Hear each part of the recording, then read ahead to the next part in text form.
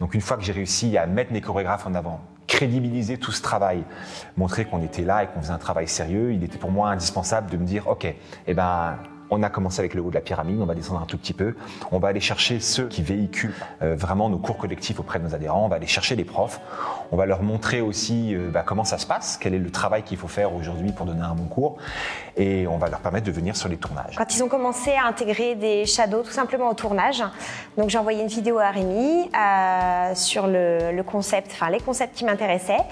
Puis ça a été validé, donc puis après l'aventure a commencé. On a beaucoup de partage, que ce soit avec les chorégraphes ou avec nos collègues shadow. En fait, on a créé vraiment des liens qui sont hyper forts. C'est sympa d'avoir ces échanges entre nous. Ça nous rebooste en fait quand on retourne dans nos clubs. On est content de retourner travailler. On est remonté à bloc.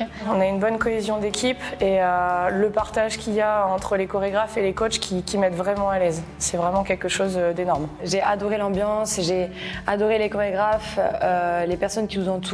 Charlotte, Rémi, qui sont très bienveillants avec nous. Les premiers tournages, beaucoup de stress, et en fait on est arrivé ici, déjà on a eu les nouveaux studios pour commencer cette année, en fait donc, du coup ça a été une nouveauté et beaucoup d'entrain. Les tournages c'est déjà quelque chose à part qui nous sort de notre zone de confort un petit peu. Les tournages et les cours qui sont donnés en salle, c'est deux choses différentes. Par exemple les chorégraphes ou les élites, lorsqu'ils ont à parler dans la caméra, c'est un discours qui est différent, qui doit à la fois toucher les coachs, à la fois toucher les adhérents. Ça m'a aidé à être plus pro et à mieux retranscrire en fait ce que les chorégraphes voulaient sur leurs éditions et sur leurs concepts. Mes élites, je les motive tout simplement déjà en les accompagnant, en ne les laissant pas tout seuls face à leur chanson. J'essaie d'être très présente pour eux. Avec Coralie, on est très dans on se recentre, on se dit plein de choses positives, on se fait un câlin, on est en mode tout va bien se passer, on va profiter, ça va être super, etc. Donc ça nous détend, on rigole beaucoup aussi, donc ça nous détend. Disons que Loïs c'est quelqu'un de très posé et il m'a regardé droit dans les yeux, il m'a dit no stress. La première chose, c'est qu'on leur demande un petit peu de savoir comment enseigner la choré. La dernière chose que je leur ai demandé, c'est d'oublier un petit peu le travail de révision qu'on a fait et de se concentrer sur ce qui venait un petit peu plus naturellement. Pour mettre le travail d'un côté et puis un petit peu que la personnalité et le naturel puissent s'exprimer dans l'enseignement. Pour le Yako Attitude, ce qui est essentiel pour moi, c'est de ressentir le concept, surtout sur la partie technique, c'est d'être très juste techniquement, de sentir soi-même ce qui se passe dans son corps. Avec Anaïs, c'est pareil, elle nous encourage beaucoup, mais comme le Yako Attitude est un cours où il y a beaucoup plus de coaching, de renforcement, c'est une ambiance beaucoup plus zen, etc. On est beaucoup plus dans la respiration. Flo, c'est quelqu'un de très cool. Donc en fait, je suis quelqu'un, moi par contre, de très stressé. Donc son côté cool m'a permis, avec des mots très simples, finalement, et plus, c'était pas tant de la technique, c'était plus le mental. Donc c'était plus, en fait, me montrer que je sais frapper et qu'il n'y a aucun souci, ça va se faire. Moi, je suis très content en fait de ce qui est sorti aujourd'hui.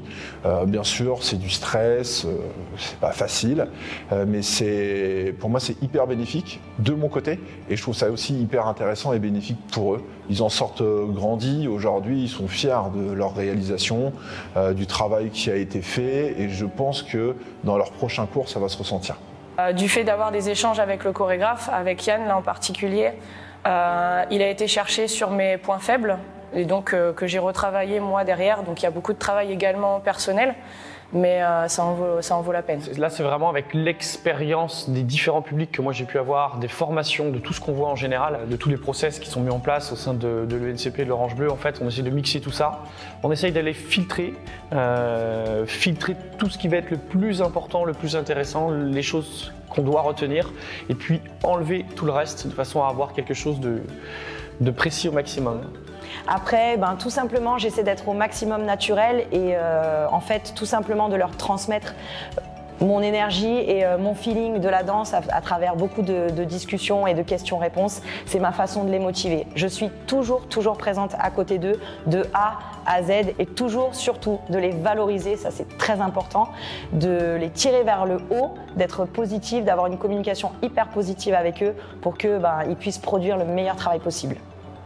Pour toutes et ceux qui souhaitent intégrer le club Elite Shadow, n'hésitez pas à envoyer vos vidéos, ça va vous permettre un enrichissement personnel. Je tenais à remercier tout simplement tout le monde, que ce soit les chorégraphes, Rémi forcément, les collègues aussi, puisque quand on est pendant un an en élite, on est toujours avec les mêmes personnes et ça, c'est, comme j'ai dit tout à l'heure, ça permet vraiment de créer cette cohésion et c'est très agréable d'avoir ça. Et puis, de toute façon, on ne perd pas les contacts, c'est des gens qu'on est amenés à revoir de toute façon par la suite.